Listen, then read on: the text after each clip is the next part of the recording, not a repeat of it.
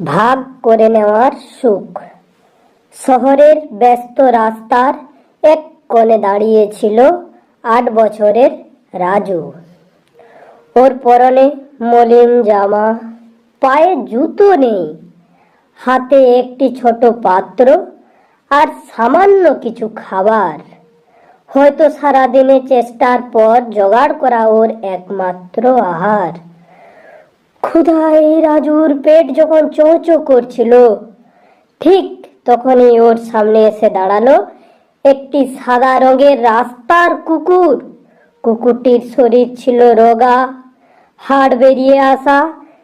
সেটি করুণ চোখে রাজুর হাতে খাবারের দিকে তাকিয়ে রইল। রাজু বুঝতে পারল অবলা প্রাণীটির ওর মতোই ক্ষুধার্ত।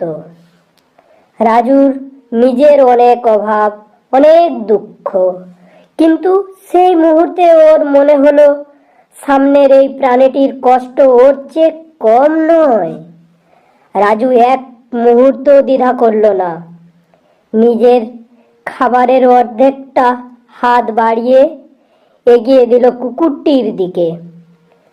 রাস্তার কোলাহল, গাড়ির হর্ন, সব যেন মুহূর্তের জন্য স্তব্ধ হয়ে গেল।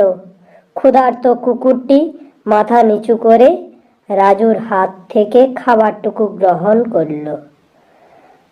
রাজুর মুখে তখন এক অদ্ভুত প্রশান্তি। ওর নিজের পেট হয়তো আজ পুরো ভরবে না, কিন্তু অন্য একটি প্রাণীর ক্ষুধা মেটাতে পেরে ওর মনের কোণে যে আনন্দের সৃষ্টি হলো তা ছিল অমূল্য।